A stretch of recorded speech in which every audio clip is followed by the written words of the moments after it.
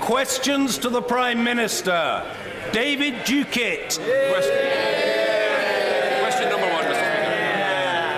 Speaker. Prime Minister. Thank you, Mr. Speaker. And I'm sure members across the House will wish to join me in congratulating Alistair Cook on his fantastic service to English cricket.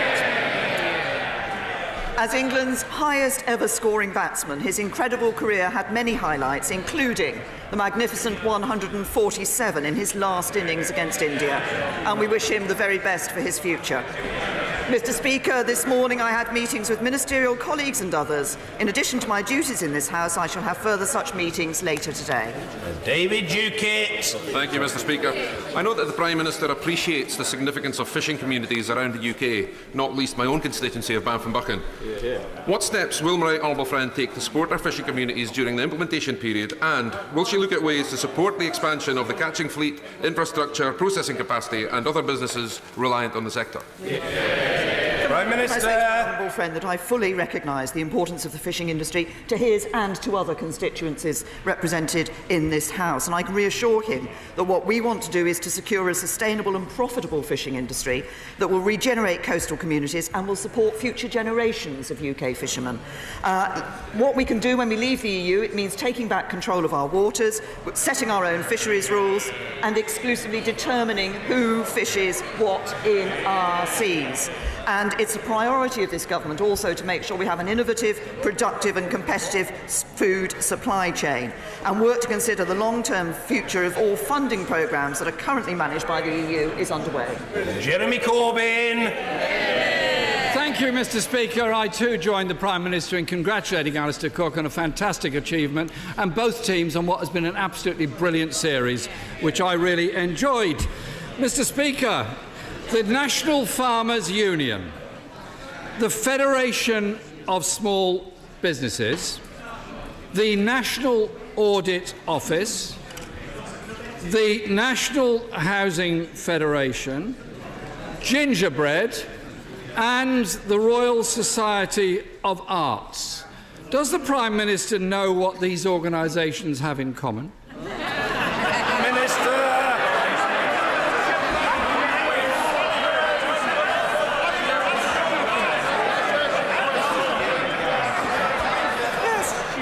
I can tell the right honourable gentleman that what those organisations all have in common is that across a variety of areas of activity, they give excellent service, they promote the interests of those that they represent, and they are bodies with which this government interacts and to which this government listens. Jeremy Corbyn. I am truly grateful to the Prime Minister for that answer, the first part of which I wholly agree. But what they also have... It's all right, it's all right. But what they also have in common, Mr. Speaker, is that they're telling this government its flagship benefits policy, universal credit, is flawed and failing hundreds of thousands of people, both in work and out of work. In 2010, the government declared that universal credit would lift 350,000 children out of poverty. Does the Prime Minister stand by that figure? Prime Minister. Can I say to the right honourable gentleman, we introduced universal credit because we needed a system of welfare in this country which encouraged people into work rather than discouraged them into work, which made sure that work always pays, and that was a simpler system than the legacy system that we were left by the Labour Party. Remember the legacy system of the Labour Party? It meant that we even had individuals being paid £100,000 a year on benefits, all paid for by hard-working taxpayers earning a fraction of that sum. Jeremy Corbyn. Mr. Speaker, the Child Poverty Action Group says that far from taking children out of poverty, universal credit will now increase the number of children in poverty. And since 2010, 500,000 more children have gone into poverty relative to that time. The government knows this policy is flawed and failing. Their own survey on universal credit found many were in debt, a third in arrears with their rent, half fallen behind with their bills, Does the Prime Minister dispute her own government survey or dispute the experience of the claimants? Prime Minister. The experience of some of the claimants. Roberta, who said, "My work coach helped turn my life around. He tailored his support to my situation, and thanks to him, I found my dream job." Ryan, "I'm happy with the new universal credit. My work coach has been great. I didn't expect to have a job so soon."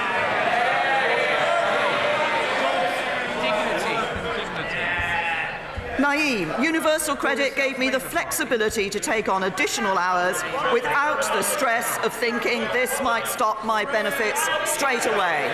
We have gone from a situation under the Labour Party where 1.4 million people spent most of a decade trapped on benefits. We are helping get people into work, and that's why earlier this week we saw unemployment yet again at a record low. Mr. Speaker, we are all constituency MPs, and I think most of us are well aware of the pain that universal credit is causing when people come into our advice bureaus. 60% of families facing cuts due to the two-child policy are in work. Yes. Universal credit isn't making work pay, it's taking money away from families and putting more children into poverty. The National Audit Office report found that universal credit is creating hardship, forcing people to use food banks, and could actually end up costing the system even more. Yeah. Does the Prime Minister dispute the National Audit Office findings? Prime Minister. The right honourable gentleman talked about constituency cases. I remember.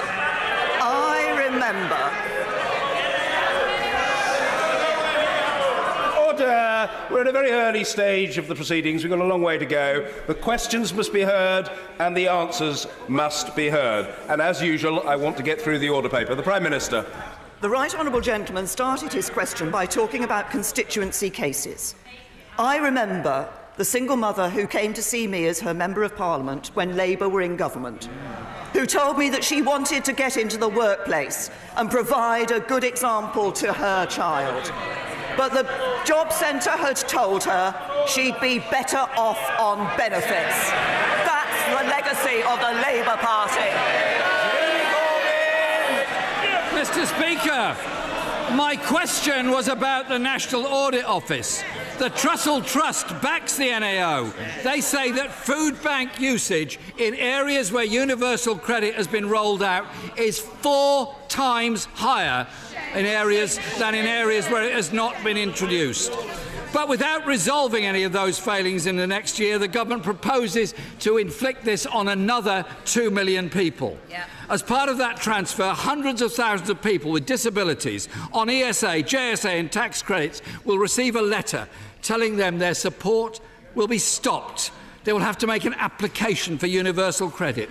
Does the Prime Minister think it's the responsibility of the government which is changing the system to ensure people retain the support they need, or is it down to the individual, many of whom are actually very vulnerable people who need help and support?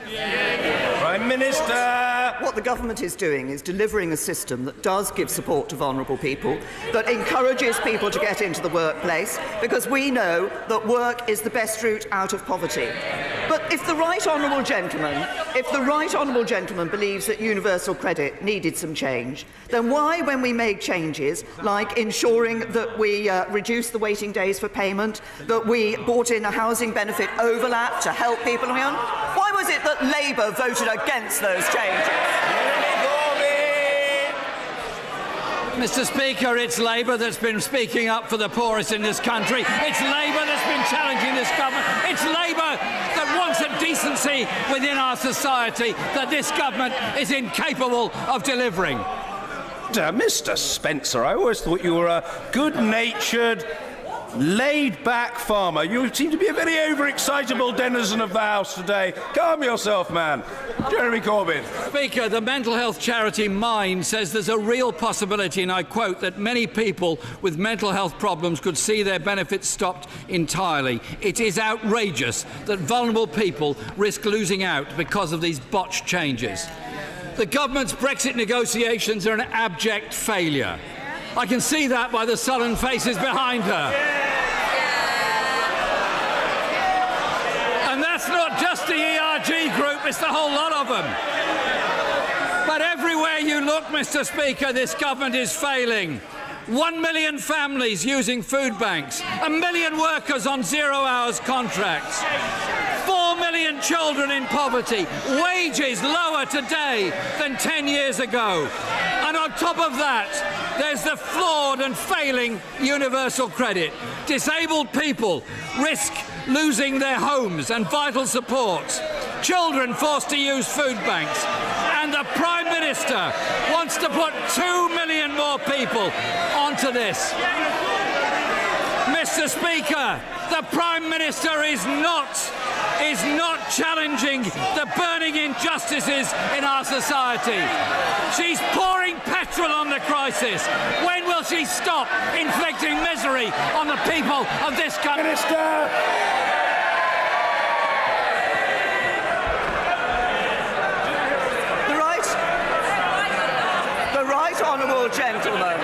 The right honourable gentleman talks about challenging the burning injustices.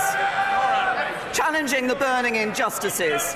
That's about setting up the racial disparity audit, which says what do public services do and how do people from different communities in our country, are they treated by our public services. It means saying that nobody in this country should be stopped and searched on our streets because of the colour of their skin. That was me as Home Secretary, never the Labour Party. What we're doing is seeing 3.3 million more people in jobs as a result of our balanced approach to the economy. And what have we seen from Labour over the past few days? Iranian state TV broadcasting no confidence votes against Labour members of Parliament. Police investigating anonymous and threatening letters about the deselection of Labour MPs sent to Labour offices. And most shamefully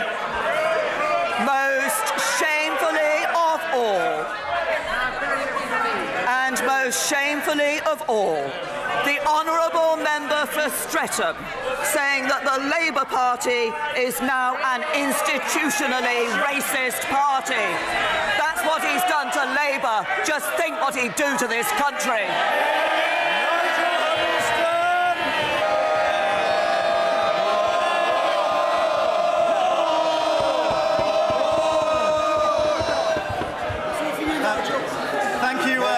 Thank you, Mr. Speaker. Order! No gesticulation is required, Mr. Brake. Calm yourself. You're a former Deputy Leader of the House. Behave in a statesmanlike manner. Let's hear the questions and the answers. Mr. Nigel Huddleston. We quite rightly spend quite a lot of time in this place talking about crime and criminals and prisons, but perhaps we don't spend enough time talking about the victims of crime.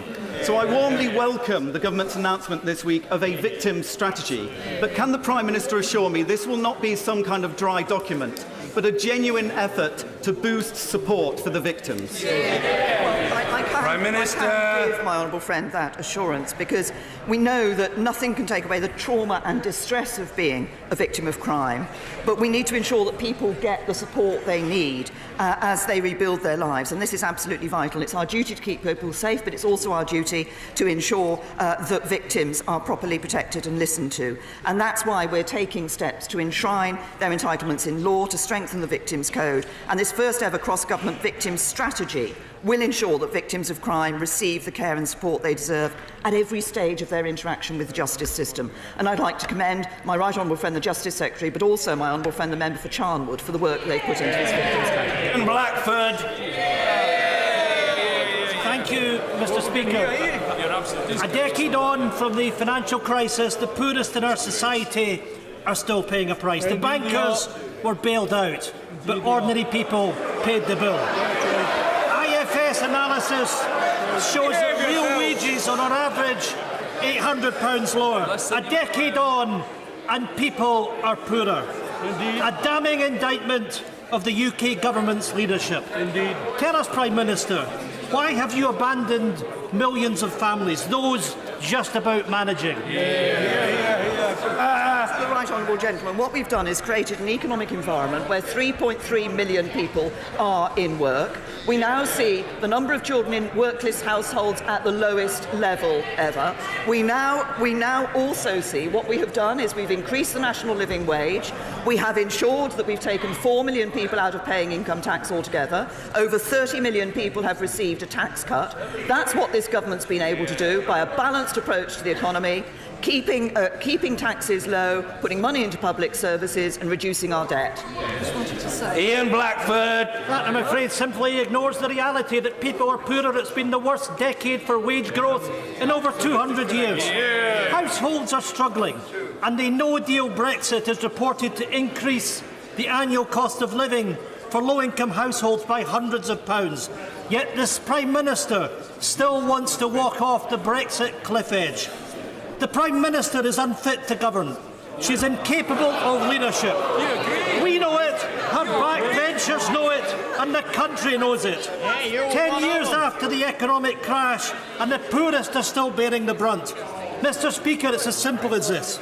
The Prime Minister should end her austerity programme or admit that her party is unfit for government. Can I say to the Right Honourable Gentleman, he mentions the question of Brexit. And of course we are working to get a good Brexit deal for the whole of the United Kingdom, including Scotland. And can I suggest to the Right Honourable Gentleman that he might listen to the views of the Scottish NFU, who said this week that the plan that the government has put forward is something that certainly the agriculture and food and drink sectors can work with, and that politicians from all sorts of parliaments and assemblies should actually get behind it. Charles Watling. Thank you, Mr. Speaker. Now, the Clacton constituency is a mere 69 miles from London, as I'm sure my right honourable friend remembers from her visits a few years ago. And you're lucky to cover that tiny journey in an hour and 40 minutes. And that's if you avoid the Network Rail works. Now, our Sunshine Coast has a lot to offer economically, a lot of which remains untapped. We could attract new homeowners, doctors and businesses to the area. So can my right honourable friend please tell me what this government is doing to improve our rail services and speed up the journey to Clacton? Prime Minister. Can I say to my honourable friend, first of all, I do indeed remember the visits that I made to Clacton in 2014. But actually there I was very pleased to meet with Caroline Shearer to hear that the work that she'd done on anti-knife crime, the charity she'd set up in memory of her murdered son, Jay Whiston. But on the issue of rail that my honourable friend has raised, Greater Anglia will indeed be introducing a whole new fleet of trains. They will be available, delivered from the middle of next year. They'll be state-of-the-art, with much improved acceleration, I think my honourable friend will be pleased to hear. Now, they need to work with Network Rail to ensure that they can deliver those improved journey times, and there are infrastructure constraints on the line. But we will engage with Network Rail to understand what plans they have to renew the infrastructure so that we can see the improvement on the Clacton branch that my honourable friend wants to see. The Prime Minister has just said that work is the best route out of poverty. Now, without repeating the response that she just gave to the leader of the SNP, can she explain why, after 8 years of a Conservative government, the Living Wage Foundation reports that 40% of people in Grimsby do not earn enough to live on? Prime Minister. Can I say to the honourable lady that what the figures show is that the proportion of the people of the workforce on low pay is actually at its lowest level. This is as a result of the changes that we have introduced, the changes we've made in relation to the economy and the balanced approach that we have taken. I also say to the honourable lady But if she's worried about people living in Grimsby, then the answer is not a Labour government with £500 billion of extra borrowing, fewer jobs, higher taxes, and people suffering the cost.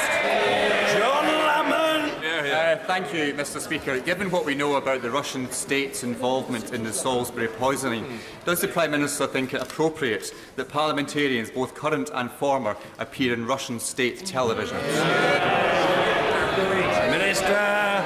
Can I say to my honourable friend that I'm sure we all have doubts about the objectivity of the reporting on Russia Today, which does remain a tool of propaganda for the Russian state. Now, decisions about appearing on Russia Today is a matter of judgment for each individual, but they should be clear that they risk being used as propaganda tools by the Russian state.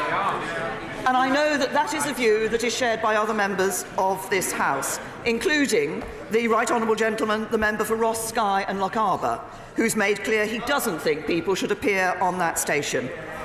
I would also say the same applies to Press TV, whose licence to broadcast has been revoked in the UK by Ofcom. Deirdre Brock. Thank you, Mr. Speaker. The Prime Minister refused to answer my written questions about aggregate IQ visiting Downing Street, so I will ask her here. Why did Jeff Sylvester and Zach Missingham of Aggregate IQ visit number 10 last autumn? Who did they meet? Who invited them? What was the purpose of the meeting? And most importantly, why was the meeting not recorded in the Transparency database? Prime Minister. Can I say to the honourable lady that her letter has not been drawn to my attention. I do not have... but following her question, I will ensure that she receives a reply in writing. Phil.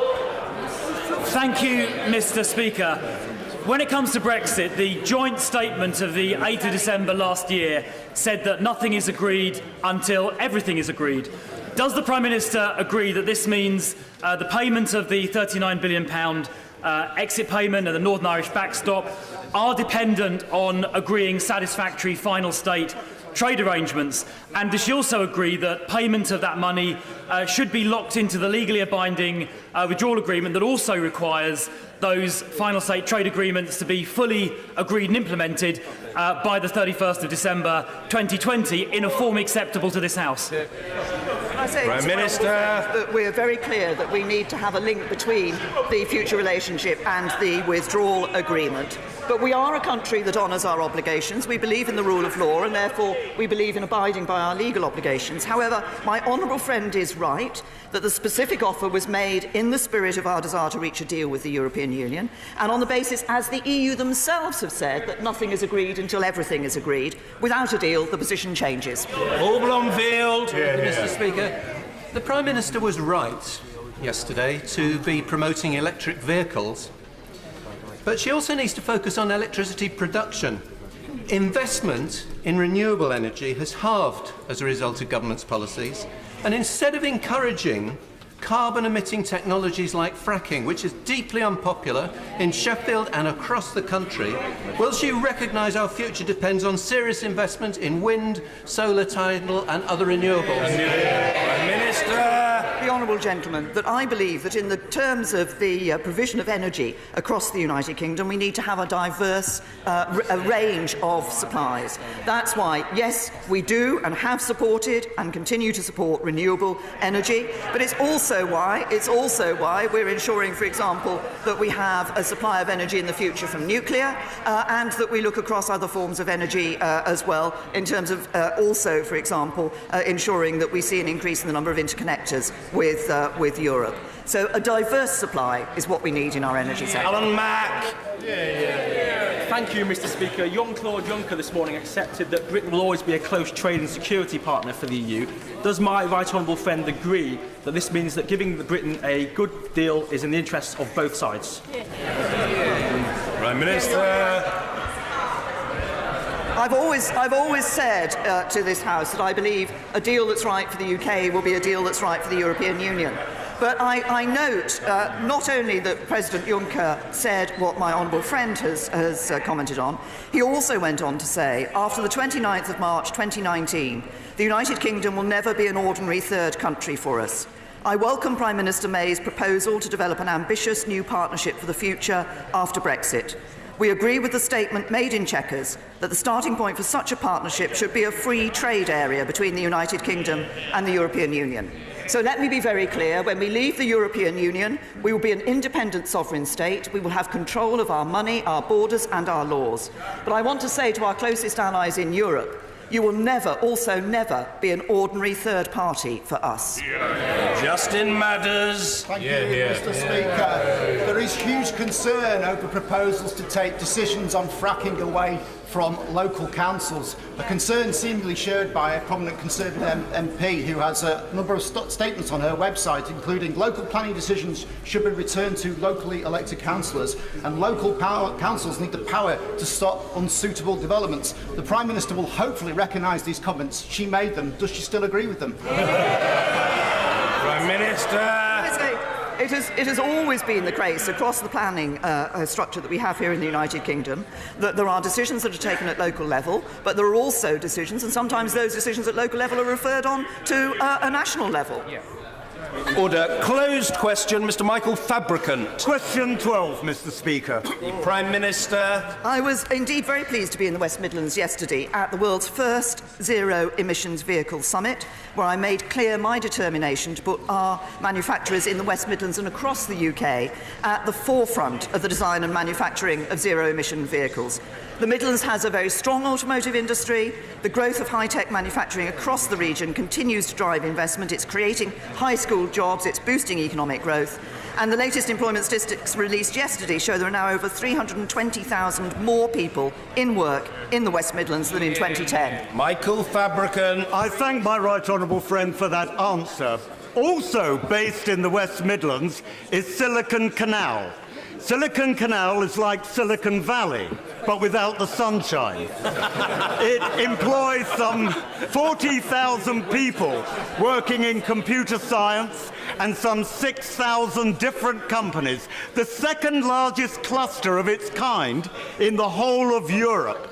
So, with the announcement last week, Mr. Speaker, of 5G being based in West Midlands as a testbed, what more can the Prime Minister do to promote high-tech in the West Midlands? Minister. Well, can I thank my honourable friend for highlighting the Silicon Canal? I'm sure that, like me, he was delighted that the West Midlands bid, which was pulled together by the Conservative Metro Mayor Andy Street, was chosen as the winning location of the Urban Connected Communities project, and as my honourable friend has referred to, this will see the development of a large-scale 5G pilot across the region.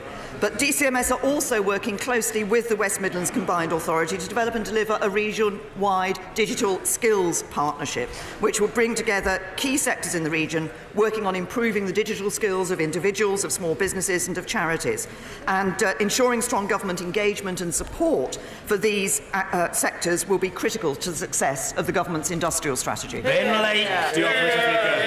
Secretary of State for Education announced a pay award for teachers recently, which, as the Prime Minister will know, is not yet a devolved responsibility. Now, the government has outlined how it will fund the award for teachers in England, but as yet has not done so for Wales. So will the Prime Minister intervene to put right this oversight and ensure that Welsh teachers and Welsh pupils are not the ones left to foot the bill? Well, can I say, to reassure the honourable gentleman, that the Treasury will be setting that out shortly.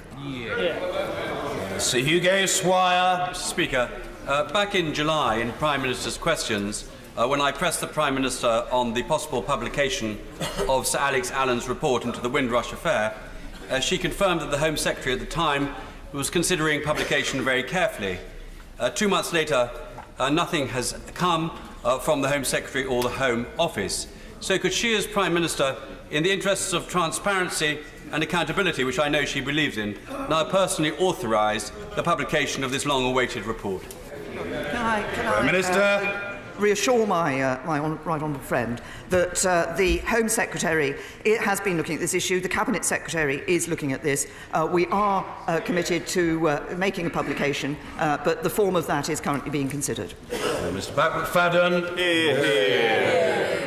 Yesterday, Her Majesty's Inspectorate of Probation issued a devastating report on its findings relating to the murder 2 years ago of my constituent Lisa Skidmore.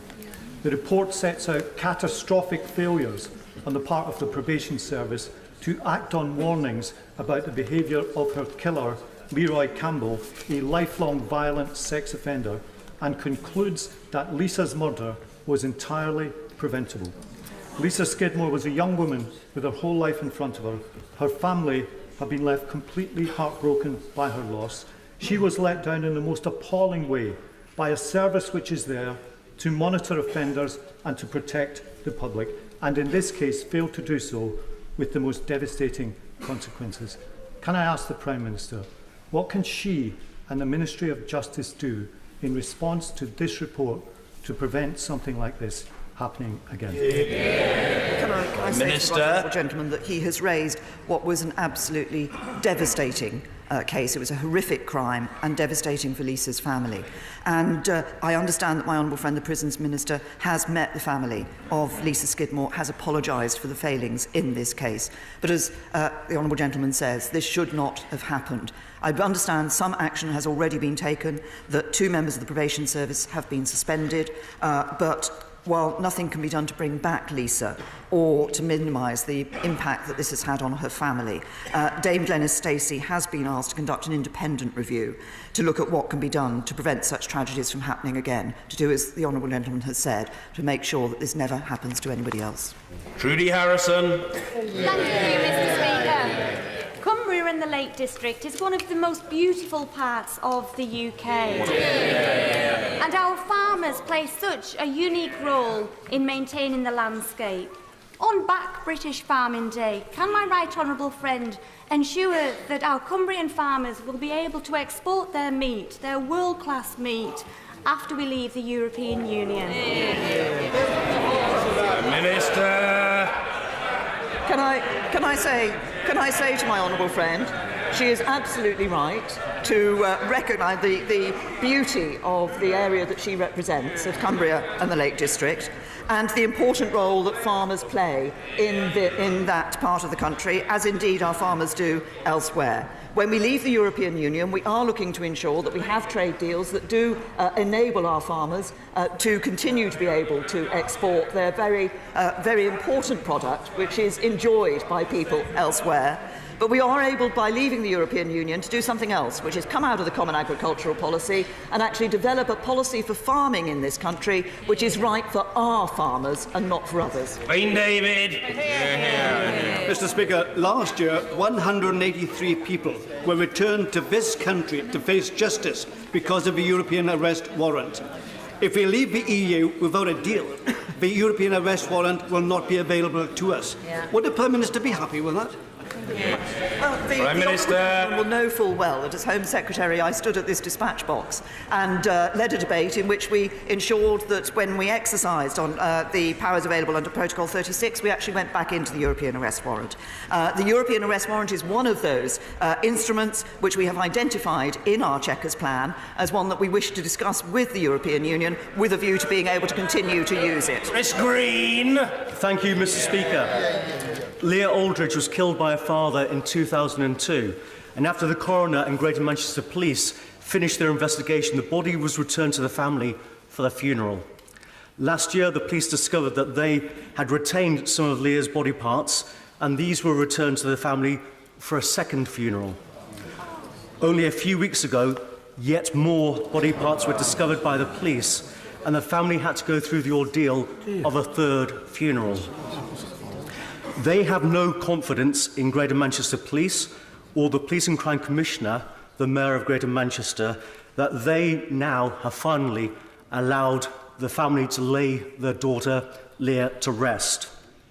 Would the Prime Minister hold an inquiry into this matter for the sake of Leah's family and for other families across Greater Manchester? Prime Minister. Say to my honourable friend, I think this is an absolutely terrible case that he has set out. And I'm sure, as he will have felt from the reaction from members across the House when they heard him setting out the details, that we all want to express our deepest sympathy to Leah's family for what is a prolonged trauma that they've had to endure as a result of the way that this has been handled.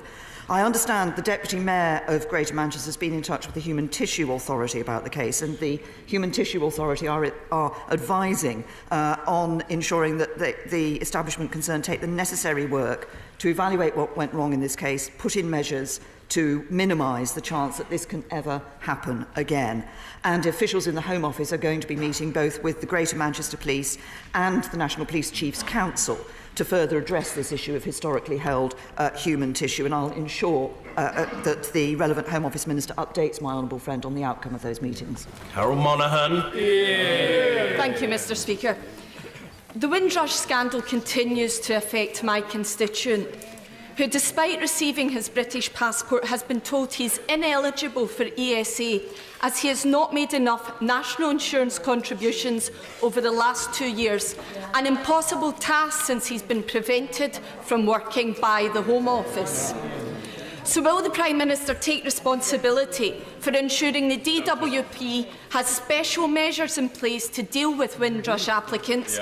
And can she confirm that my constituent will now get the support he deserves? I say to the Honourable Lady, the Home Office, of course, set up a special task force to deal with the Windrush cases, to provide help and support to the individuals. And yes, I know that the Shadow Foreign Secretary is mentioning DWP. I'm coming on to the DWP. I think what is important for the individuals concerned is that they are able to interact with one government body that is then able to give them support and take on the issues for them. So I believe that the individual concerned should get in touch with the task force, and the Home Secretary will make sure that the necessary inquiries are made. Jack Lepresti. Thank you, Mr. Speaker. Will the Prime Minister visit my constituency to open Airbus's new wing integration centre in Filton, which is a £40 million investment which will secure hundreds of jobs and good quality apprenticeships for the future? And will she join me in thanking and paying tribute to Airbus for their strong and enduring commitment to the UK? Minister. Can I say to my honourable friend that he's issued a very interesting invitation. I can't give him an instant response from the dispatch box on it because of need to look at diary commitments. But can I also say to him, it's absolutely right that we thank and congratulate Airbus on the commitment they've made to the United Kingdom, on the high-quality jobs that they provide here in the UK. And when I went to the Farnborough Air Show, I was very pleased to actually meet with executives from Airbus to look and talk about some of their latest products. Liz Savile-Roberts. Diolch, Mr Llefarydd. In a meeting on Monday, the aluminium and steel industry told leaders of opposition parties, with the exception of the leader of the Labour Party who refused to attend, that thousands of jobs are to be put at risk by the British government's Brexit policies and threadbare industrial strategy. Is it not the case that she is prepared to dole out P45s to manufacturing workers simply in order to appease the Brexit extremists in her own party? Prime Minister.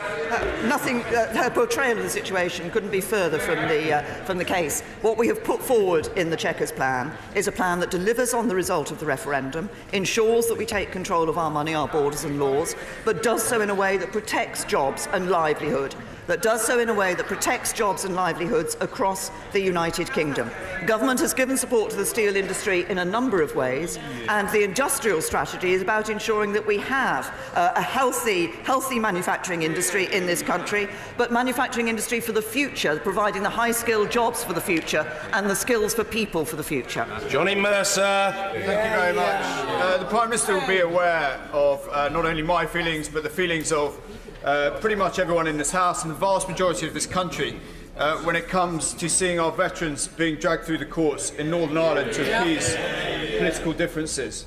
As Prime Minister, can I ask her what she personally is doing, how she is personally investing of herself in this process to bring to an end something the vast majority of her country find completely abhorrent? Well, I can say to my honourable friend that this is an issue. I'm well aware of the degree of concern that there is about this issue, which is why I have held a number of discussions with the Secretary of State for Northern Ireland on this matter. We owe a vast debt of gratitude to the heroism and bravery of the soldiers and police officers who upheld the rule of law and were themselves accountable to it. And that is something that has always set them apart from the terrorists who, during the Troubles, were responsible for the deaths of hundreds of members of the security forces. But as I've made clear, the current system in Northern Ireland is flawed. It isn't working. It isn't working for soldiers, for police officers or for victims. A group, in fact, which includes many soldiers and police officers as well. And so while a number of terrorist murders from the Troubles are actively under investigation by PSNI and other police forces, under the current mechanism for investigating the past, there's a disproportionate focus on former members of the armed forces and the police. We want to ensure that all outstanding deaths in Northern Ireland are investigated in ways that are fair, balanced and proportionate. Mrs Mary Glindon. Thank you, Mr. Speaker. Since a life-changing SMA treatment, Spinraza, was rejected by NICE in its first guidance last month, families affected, including that of young San McKee in North Tyneside, have been left heartbroken. Will the Prime Minister meet with me and Muscular Dystrophy UK to discuss progress urgently needed with the Managed Access Agreement so that patients can access Spinraza as soon as possible? I say to Prime the Minister lady that I'm very happy to look at the issue, the specific issue that she has raised in relation to the decision that's taken by NICE, and I will ensure that health ministers look into that and have a meeting with her to discuss the details of it. Thank you. Order.